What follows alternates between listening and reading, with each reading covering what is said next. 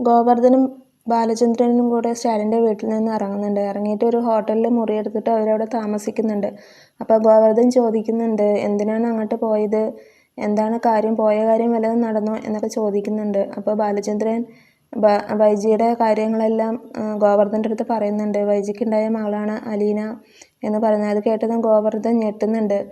ഞെട്ടിയിട്ട് ചോദിക്കുന്നുണ്ട്, വൈജയന്തി ചേച്ചിയുടെ മകളാണോ അലീന എന്നൊക്കെ ചോദിക്കുന്നുണ്ട്. അപ്പോൾ ഉണ്ടായ കാര്യങ്ങളും എല്ലാ ഡീറ്റെയിൽസും ഗോവർദ്ധന് പറഞ്ഞു കൊടുക്കുന്നുണ്ട്.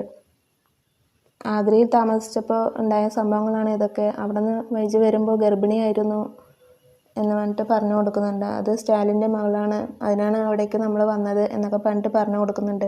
അങ്ങനെ പിറ്റേ ദിവസം അവർ വീട്ടിലേക്ക് പോകുന്നുണ്ട്. പോയിട്ട് അലീനയെ കാണുന്നുണ്ട് ഗോവർദ്ധൻ. കണ്ടിട്ട് സങ്കടപ്പെട്ടിട്ട് ഇങ്ങനെ നോക്കുന്നുണ്ട്.